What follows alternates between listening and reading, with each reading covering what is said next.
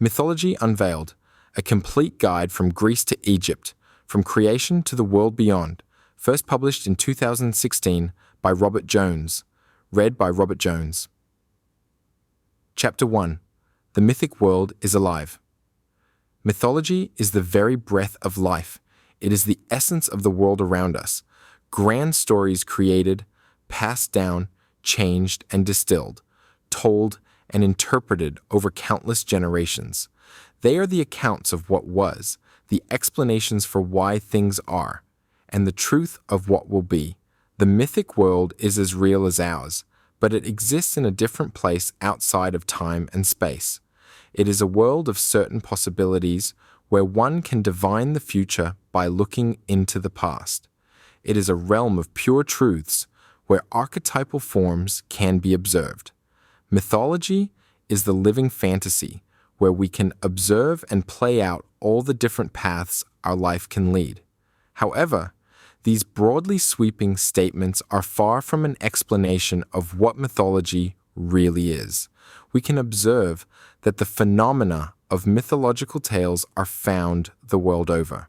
We can see its timelessness by reading the stories that date back to the advent of writing and even beyond, interpreting the inscriptions of our nomadic ancestors. It is clear to see that we are surrounded by mythology even in our modern lives. It appears that humanity is, and always has been, completely enveloped in the mythological world. But what is it? And why is it? These questions are not so easy to answer, for mythological stories are written and told for so many different reasons that to categorize them under a single label would be absurd. We are fortunate in our own age to be living with the accumulated knowledge of the generations before us. To borrow from Bernard of Chartres, we see more and farther than our predecessors, not because we have keener vision or greater height, but because we stand on the shoulders of giants. It is important to remember this, for as you read the fantastic stories of ancient people, do not fool yourself into believing it is nonsense, and remember that the tellers were just as clever as us, and hidden within their tales is a truth locked away. Wrestling with mythology. Our word mythology derives from the Greek mythos, which roughly means a speech or the plot of a story. Later in history, the Greeks began using the word logos more frequently, which means logic. This shift in vocabulary gave rise to the idea that a mythos or mythology was distinctly different from a logical explanation. Over time, the ideals of a mythos deteriorated until it became nothing more than a story of fantasy with no logic within it. However, this idea is far from true, and the classical Greek philosopher Plato knew this. He had full faith in the uses of a mythos, and so he began his great work, Protagoras, like this. "Well, Socrates," he said, "I won't refuse your request. Should I prove my point by telling a story, mythos, as the elders do to the young, or by giving a rational argument, logos?" Many in the audience responded that he should give his account in whatever way he wished. "Then it seems to me," he said, "that it would be more pleasant if I told you a story. There once was a time." Immediately, you can see how the Greek mind could respect either way as an explanation for the world around them. Logos would give you an almost modern scientific reasoning, whereas mythos, an allegorical story, both of which could be used to explain the workings of the world. So, in a roundabout way, we are seeing that the world around us can be explained in ways other than hard and fast facts. In fact, it can be argued that for a fuller explanation of the world to be available to an individual, you have to look at reality through a number of lenses, with mythos and logos being just two. We see logos, or logic, as great at explaining how things are. A purely factual-based methodology can tell us information such as when a battle was fought, how the skeletal muscular system in a human functions, or how birds fly. But a mythos gives you something different. It explains why things are, why humans exist, why do we have to work, or what is love. These latter questions are far from quantifiable, so by their very nature, they cannot be answered through a scientific eye. There is no definitive answer for what is love. Scientific knowledge could tell us the chemical changes associated with the emotion of love. Logical thought may extrapolate the fact that the survival of kin is greatly increased through the protective presence of two parents, but everyone knows that love is more than that. The question of love has to be studied through numerous perspectives, and mythos is one of these. We are starting to understand the importance of mythology now. It is another lens in which the world can be studied, but despite our appreciation of its existence, we still do not really know what mythology is. Help might be found through the Oxford English Dictionary, which gives us this definition. Mythology is a traditional story, typically involving supernatural beings or forces, which embodies and provides an explanation, ideology, or justification for something such as the early history of a society, a religious belief or ritual, or a natural phenomenon. Myth is strictly distinguished from allegory and legend by some scholars, but in general use, it is often used interchangeably with these terms. This definition is useful to us, but should not be completely relied upon. In the outermost layer, mythology is indeed a traditional story, but this definition seems to take away from the fact that the tales are used to explain the world surrounding the author. If mythology was indeed only a traditional story, then we would not be able to associate our lives today with the tales of our ancient ancestors. Yet, it is as plain as day to see the rage of Achilles echo in the souls of modern humanity. We can feel the heartbreak of Orpheus as he loses his love forever, the helpless distraught of Hercules as he struggles with his long-held guilt. There are truths in these stories that do not merely belong to the world of the author, but are eternally alive and will explain the ways of the world for all generations. The reality of mythic truth. As we saw above, Plato alludes to the idea that there is truth in mythology. This topic has been explored in great detail by many scholars throughout time, and it boils down to a key idea. There are universal truths within the human condition that apply to all people and shape our reality. This means that every single one of us undergoes the same conditions and is subject to these overarching universal truths. We all experience the same emotions, go through physical hardships, and undertake the spiritual journey. What mythology does is portray the universal human journey in the form of a story. These stories allow us to read and understand what we are going through in our own lives by observing the mythic characters undergoing their trials. The stories become a teaching tool, not just for moral guidance, but to open up a realization of what is happening to us personally in regards to the bigger picture. Take, for example, the tale of poor Medusa. To paraphrase her story, we see her from the beginning in her human form, Medea, a woman famed for her beauty. She was so beautiful that it offended the super-masculine goddess Athena.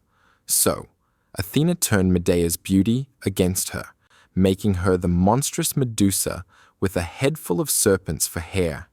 Anyone who met the eyes of Medusa was petrified, instantly turned to stone, so no longer could people gaze on Medea's beauty.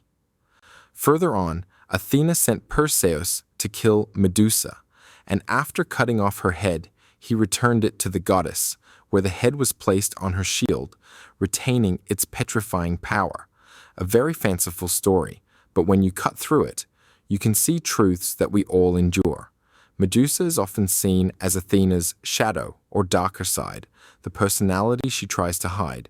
She turns her beauty into a monster, wearing it as a shield to defend herself. The myth is portraying the generic subduing of feminine beauty to survive in a male-dominated world. The journey of Medea is a lot longer and more complex than this, but you now have a taste of mythic reality. We can now appreciate that mythology is more than a fantastic tale.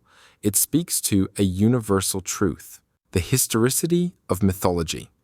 Stepping back for a moment to the real world, Let's examine how the phenomenon of mythology came into being. Writing was first invented in ancient Sumeria, and soon after, it was found in Egypt around 3000 BC. It would make sense then that our first taste of mythology would date from around this period. This is partially true. Our earliest records of mythic tales do date from this period. However, they did not originate from this time. To date the origins of mythology may be an impossible task. Our best assumption would be its coincidental birth with speech.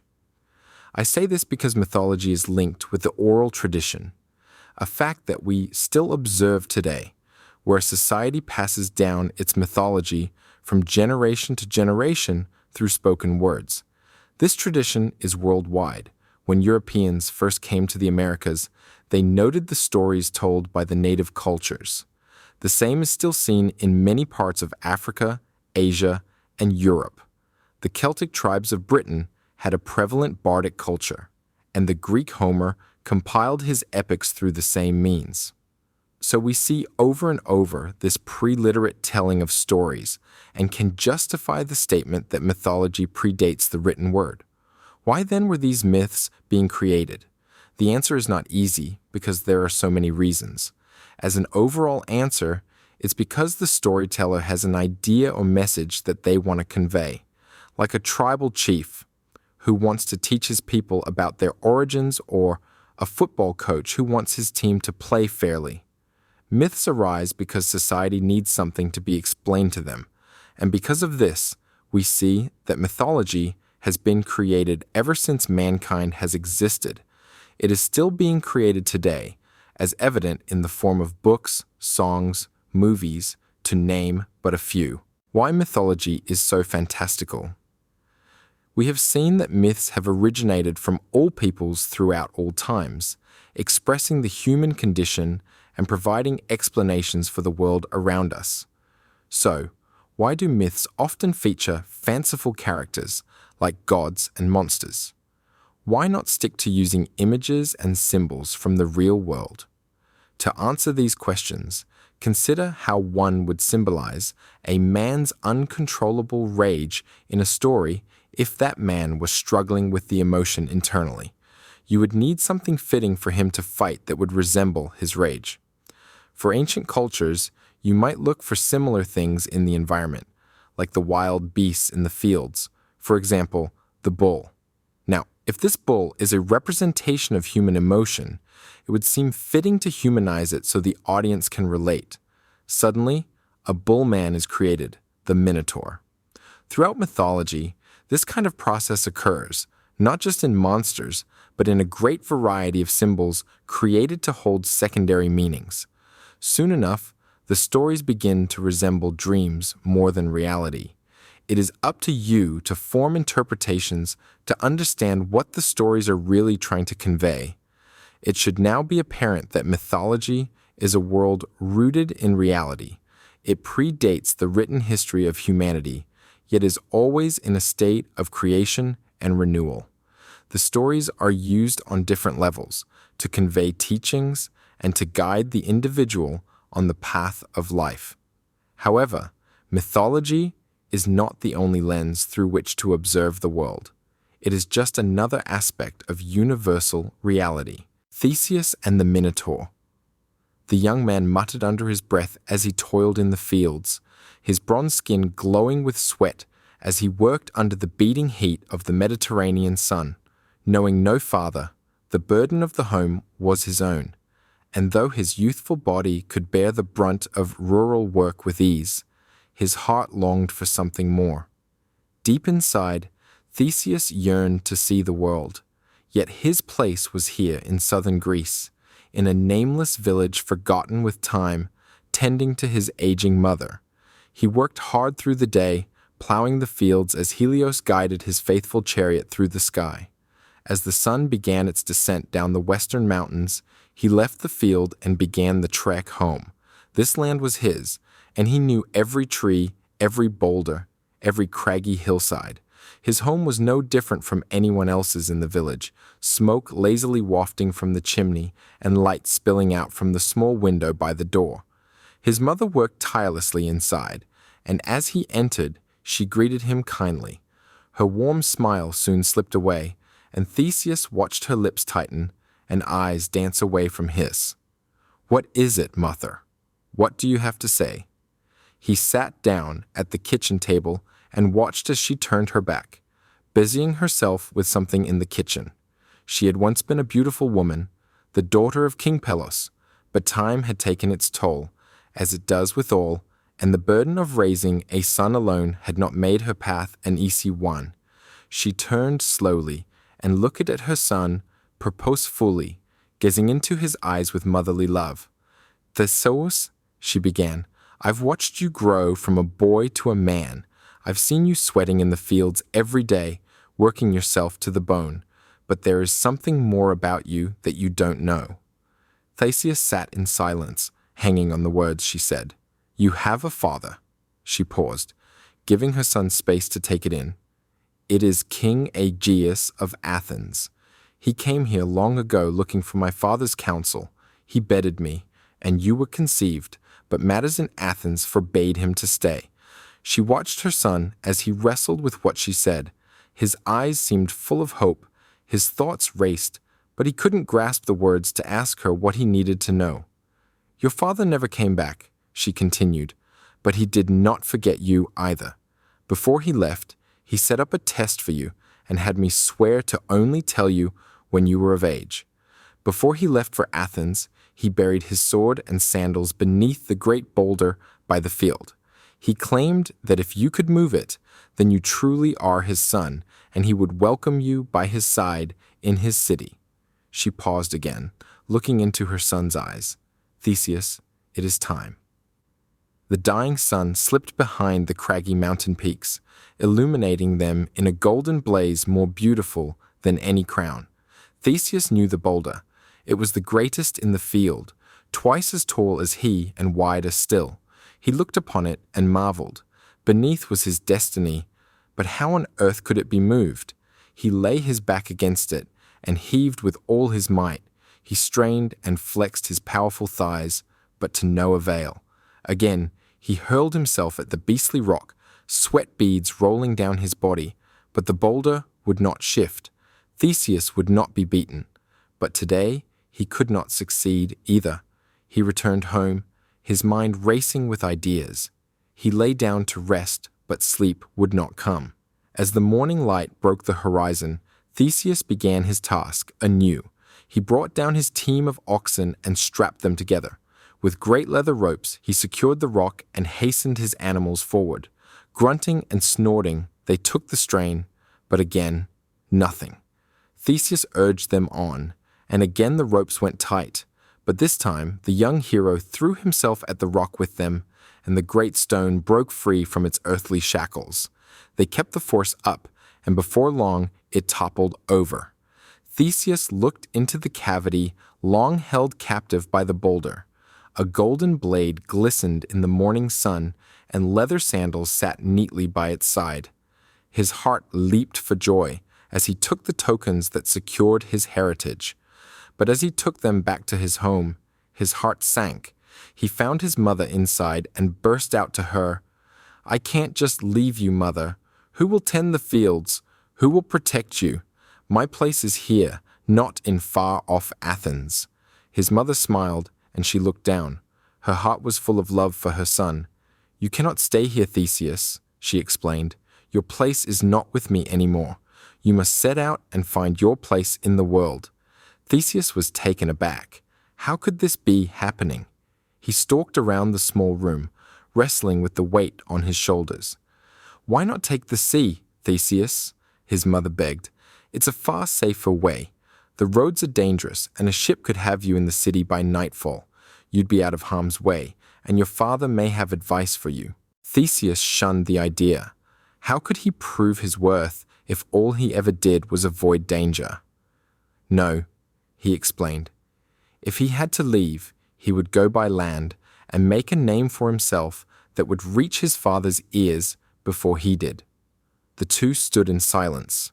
Theseus's future seemed to be set. Tears welled up in the eyes of each, and with a final embrace, the boy left his mother and all he ever knew. Theseus left his village heading north. The hills rolled on either side of him, and before long he treaded land he had never known. It seemed the further he went, the more alien his surroundings were, as the trees thickened into tight woods, and the scrubland before him gave way to craggy hills and cliffs. He stopped along a trickling creek and made camp beside some wild olive trees. Before long, sleep filled his eyes, and he dreamed dreams of opulent magic. A man came to him, covered from head to toe in dark robes, his head deeply hooded so all that was seen was abyssal darkness. He called out to Theseus, speaking slowly with a voice of command. "Trust your instincts. Theseus," he said, "the way is long and dangerous, but all you need is within you. Trust in yourself and no one else." The words emanated through Theseus's soul. The man seemed to speak into him, rather than to him, yet Theseus felt no fear. The stranger was benign. He seemed to want nothing more than to help. "Should you stray, I will set you straight," the robed man continued. "Should you need me, I will be there. But trust in your senses above all else, Theseus, for they will guide you through." The dream dissipated, and the mysterious figure was only left in Theseus' memory. The dream was so real, he thought, and he pondered on the man's meaning, feeling reassured by his advice. Theseus got up and continued to follow the path. Before long, his mother's fears were made reality. As Theseus neared the small town Epidaurus, sacred to the divine healers Apollo and Asclepius, he walked the outskirts of the town, staying clear of entering the strange settlement, when suddenly a roar bellowed out from the tree line to his left. No sooner than the cry echoed away, an enormous man emerged from the thickets. Twice the size of young Theseus, the giant limped toward him, revealing a single eye glaring from his forehead, a cyclops. The beast bellowed forth a speech so slurred and tangled, the words were hard to make sense of. young man, come here a moment," he called. Theseus's hand moved to the hilt of his blade, but as he eyed the giant's gleaming club, he knew he wouldn't stand a chance in a fight. "You are so big, my friend," called Theseus, feigning friendship. "What is your name?" The Cyclops laughed like rolling thunder. "My name? Surely even you have heard of the great Periphetes. That's me, the club bearer." Theseus swallowed hard. Indeed, the name of the bandit was famous. He would roam the roads between here and Athens, stealing from travelers before bearing his club down on them, grinding his prey into the earth. Theseus kept his cool. "Periphetes, of course. Is it true that you are the son of the mighty Hephaestus, that your club is solid bronze? May I see it? Can I touch and hold it?" Periphetes laughed again. He saw no harm in letting the small boy hold his pride before returning him to the earth. He handed over the club, and its weight strained Theseus's arms. Again, the Cyclops bellowed his laughter like rolling thunder. The boy could barely take the strain. But Theseus smiled. His arms, hardened from years of labor, regained their strength as he lifted the bronze club and felt its power. He looked at the alarm in Periphetes' face and without a word swung the full weight of the weapon, catching the Cyclops off guard. Periphetes' head exploded, and he collapsed to the ground where he stood. Theseus kept the club of Periphetes and continued his journey. He made his way north, and soon the forests were dominated by tall, looming pines. The air freshened as his path came closer to the sea, and he could smell the salt of two different waters as he closed in on Corinth's isthmus. As he walked the trail, a figure ahead became visible, sitting by the wayside. He approached the stranger, who stood to greet Theseus. "Hello, young man," he called out. "Would you have time to help a poor man out?" Theseus replied in kind and agreed to help the man. The stranger explained he was picking pine cones from the trees above and needed someone to help him bend one down. They moved through the forest together and chatted for some time. The man revealed himself as Silas, though he did not know his reputation had preceded him. Wary of his new companion, Theseus remembered the tales he had been told of the pine bender, of how he would fling his victims from the cliffs, using the pines as catapults, or even split a man in two by tying an arm to two separate trees and releasing them together. Theseus didn't give away his knowledge, and they continued to wander the forest. Silas smiled as he picked out a young pine, still flexible in its youth. He worked its trunk and bent the tip to the floor, asking Theseus to tie it to the ground. He did as he was asked. Theseus bent the second tree down, and Silas worked to tie it down.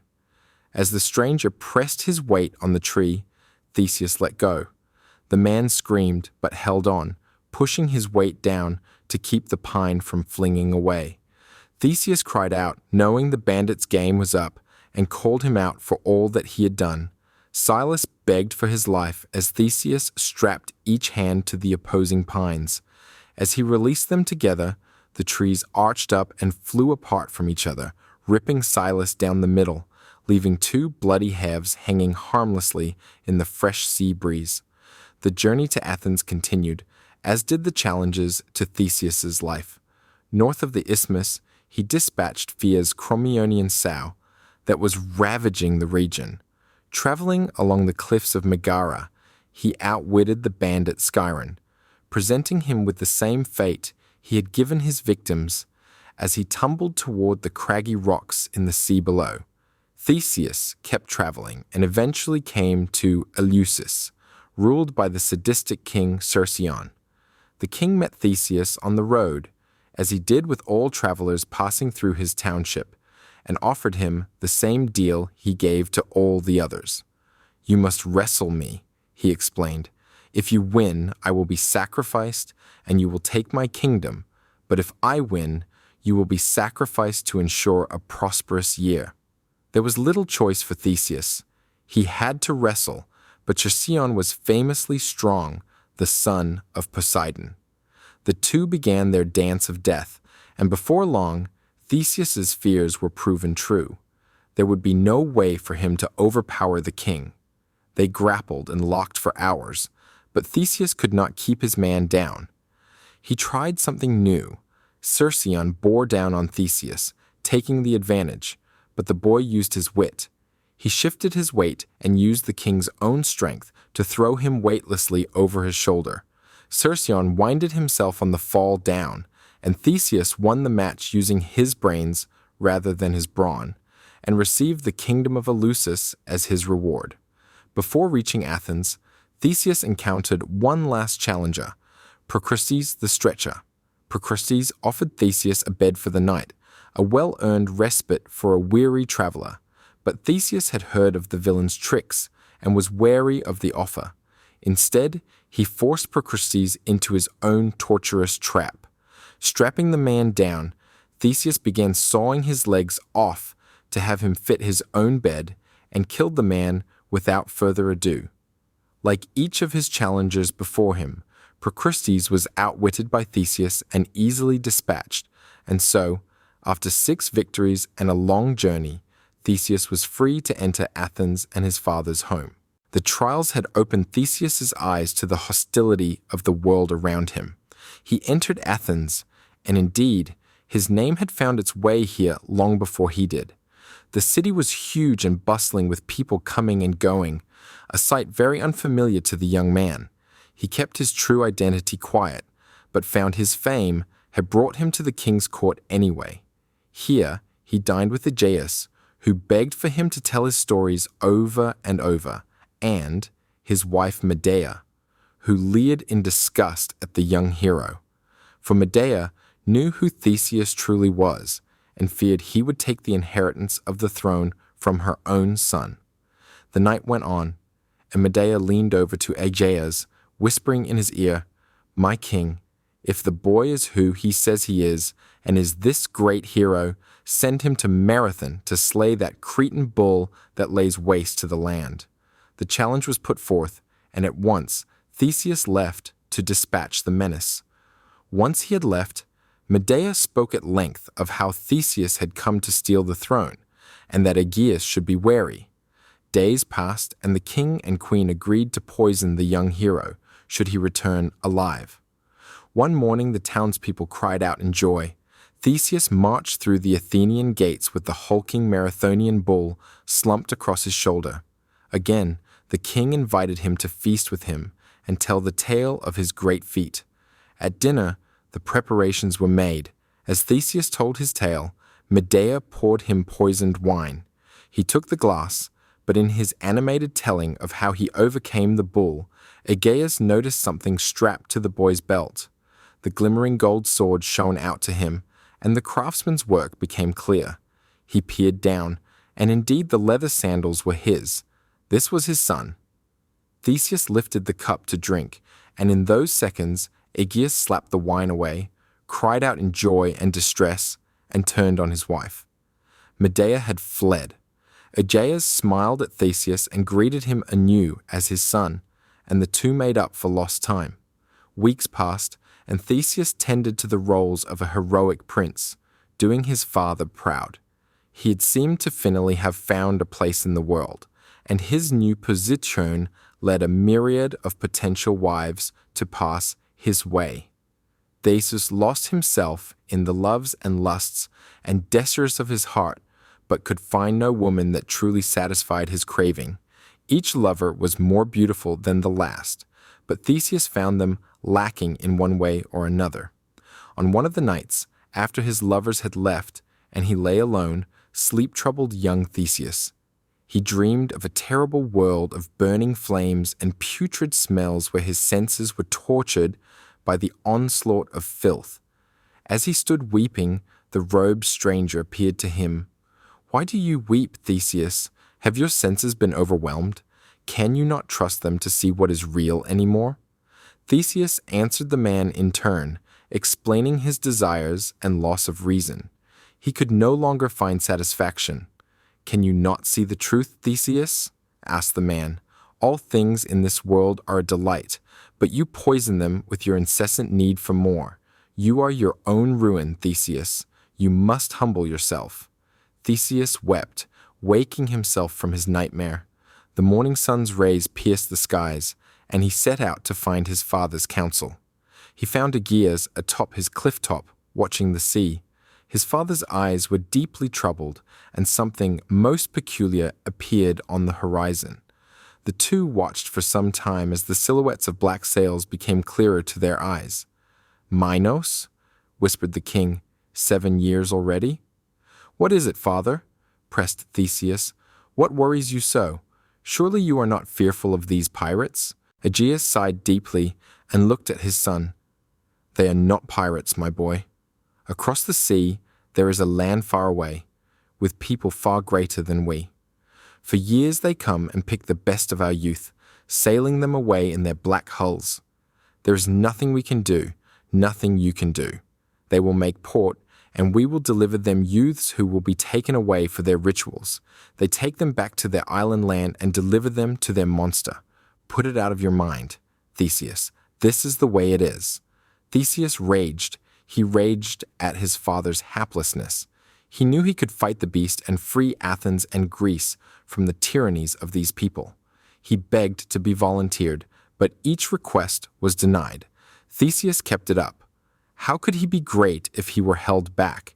He'd say, how could a king do nothing as his people were picked away? Slowly, the king gave in. "You will go, Theseus, on a ship with black sails, and I will mourn your death. But, should you return in health, put up white sails, for I will wait every day, my heart breaking until I know of your demise. Will you promise me this?" Theseus agreed and made the preparations. The sea voyage was long, but the waters strangely calm, as he and several of his countrymen and women were ferried away. The crew around them were dark-skinned.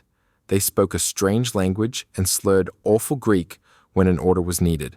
For 3 days, they were at sea, and on the third night, the ocean was alight with flames that danced across the waters like stars in the sky. The little lights climbed atop each other, and it was clear they were looking at a town built into and on top of a craggy island's cliff face. They were approaching Crete.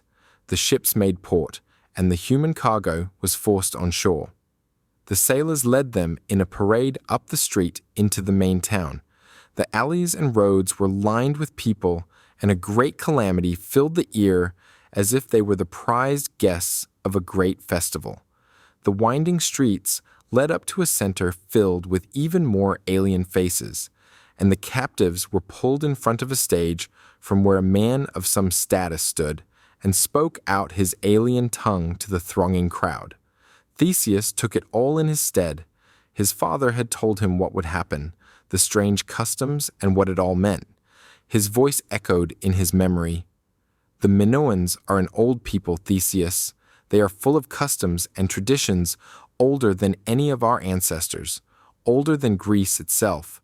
But this rite, this ritual you are heading for is different. For you see, King Minos did something no one should do. He challenged the gods. He dismissed Poseidon himself and kept the sacred bull for himself. Do you know what Poseidon did, Theseus? He had Minos' wife, Pasiphae, fall in love with the animal. She lusted for it with such burning desire they bedded, all while Poseidon laughed his last laugh. 9 months later, she gave birth to baby Asterion, with the body of a man but the head of a raging bull. Minos' son and heir to the throne was a monster. He took his greatest engineer, Daedalus, and built a complex maze, the labyrinth, to hold his son. And every 7 years he takes 7 of Athens' greatest boys and 7 of its most beautiful maidens and puts them to their doom inside those twisting walls. That is where you are going, Theseus. You cannot get lost down there. Even if you kill Asterion, you might never find your way back out. His father's warning circled through his head. Theseus stood in front of the crowd, watching them, taking in their faces, but it was the eyes that met his that took him aback. Beautiful green emeralds watching his every move, belonging to a girl no older than he, yet dressed in clothes of royalty. The night wore on, and the prisoners were taken to their cells. Tomorrow they would meet their fate. Theseus paced his cell. He could not sleep. Time wore on until a small knock at his door broke his thoughts. The emerald-eyed woman slipped into his room, pressing her finger to her lips for silence. "I don't have much time, Theseus," she said. "I am Minos' daughter Ariadne, and you must listen to me carefully. I know the maze, and I know the beast that awaits you. You will not defeat it with your bare hands, and you will never find your way out. When you enter the labyrinth, take the first 3 right turns. I have hidden a sword and a ball of wool there beneath a rock. Take them and return to the entrance. Tie the wool fast. It will guide you home. Use the blade and free the creature from this world." Theseus was dumbfounded at his luck. He started slowly and quietly. "How can I ever repay you?" He questioned. "When you come out victorious, Minos will know I helped. You must take me away with you. It's all I ask." "Fair Ariadne, I will take you with me to Athens and make you my queen." A smile broke across the princess's face, and she slipped back through the door, bolting it behind her. The next morning broke with Helios rising his sun, and the sound of 100 trumpets and drums pounding through the air. Theseus was the last to enter the labyrinth, and followed Ariadne's instructions. He took the wool Ariadne had given him, and secured one end to the entrance, and held strong to the other, and began to wind his way through endless corners and dead ends of the labyrinth. Its walls decayed and decrepit through age and lack of maintenance. Oil lamps burned endlessly through the tunnels, throwing shadows and fear as Theseus crept his way around. He held his breath, straining for sound, but in the dark cavern there was nothing but silence. He made his way through, sword in one hand, wool in the other. Without warning, the Minotaur stormed around a bend and faced off with Theseus. The beast was huge. His body was indeed that of a man, but terrifying huge. Its skin was dark, and its muscles flexed in the flickering light. Its neck gave way to the head of a bull, its eyes red with rage, its great horns protruding outward, offering death to any who stood in its way. The Minotaur charged, bearing down the tight corridor like a cannonball. Theseus managed a sidestep, narrowly missing the great horns as they flew by his body. Again, The bull came around, and again he missed. Over and over the two danced, neither gaining the upper hand. For hours they wrestled and fought, charged and dodged until both were completely worn out. Asterion fell to one knee, thick breath snorting from his nostrils. His strength waned, and his head slumped forth, revealing the back of his neck. Theseus took the opportunity and plunged his blade deep into the man-beast. Asterion's life fled from his mortal body. Theseus collapsed in ecstatic relief. He was completely worn by the battle, but had come through on top. As he rested back against the cavern's wall, he felt for the first time a kind of contempt he was unfamiliar with. All the fear he had held in flooded away, rushing from his mind and body, and in the silence he felt inner peace. He had faced death countless times, yet it had never snatched him away, and in the flickering lights of the passageway, he questioned if death was really to be feared. He had survived again. He was alive still. He would keep living. Theseus returned in triumph, the head of the bull held high from his victorious arms. The people outside were in silent shock. The creature had finally fallen, and the man before them was something new. An aura of strength and knowledge surrounded Theseus, and wasting no time, he led the surviving Athenians and Ariadne back to the ships. The trip back was long, and the seas were troubled with turbulence. Mighty Poseidon had watched Theseus take his son's life within the catacombs of Minos' labyrinth and demanded retribution. The god swirled the seas and set wave upon wave crashing down on the small boat. The adventurers made port at the island of Naxos, escaping the storm in its cove, and stayed for the night sleeping on the beach. Theseus' dreams were troubling. The goddess Athena came to him, begging him to leave at once and leave his bride, Ariadne. A crack of lightning broke the sky. The earth shook and forced Theseus upright, waking him from his slumber. Storm clouds were regathering, and the crew were making ready to leave as the waves found their way into the cove's safety. Theseus hurried to his ship to find what the plan was when the winds came gushing across the island. He cried out to the beach, but the heavy sleepers would not wake up. The winds howled, and the ship's sails were filled until they broke the ties, anchoring them still. Helplessly, he sat aboard as the winds carried them off. His young bride, Ariadne, stranded alone on the shore, became a distant figure as they were carried away. Poseidon laughed heartily, for Theseus had lost his beloved just as he had lost his son, and so calmed the storm, and the ship sailed for Athens. Theseus, full of sorrow and heartache, sat on the deck weeping as the crew hurried toward home. That same morning, King Aegeus sat atop the cliffs, watching the ocean as he had every day since his son's departure. He squinted his eyes and prayed to the gods for Theseus's safe arrival. No sooner had his prayer been sent into the morning winds when he spotted a ship on the horizon. He held his breath. It came closer and closer until he could see it for sure. Black sails. His son was dead. Aegeus howled out in pain. He cursed the gods and wept some more. His son was dead, and so was he. In his sorrow, Aegeus stood at the cliff edge and spied the rocks below. Nothing in this world could keep him anymore. He jumped. His body dashed on the crags below, his blood feeding the sea. However, Theseus was very much alive. He inherited his father's kingdom, but never returned for Ariadne. He continued his heroic journeys and exploits, uniting the land of Attica under Athens. The land prospered under his rule, and his fame became widespread. But constant travel saw Theseus fall out of favor in Athens. Eventually, the people drove him away, and he died alone. The stories of Theseus after his return are best left for another time. If you have found this video insightful, please like the video. And if you want to learn more about the interplay between psychology and the world of mythology and occult study, please subscribe to the channel.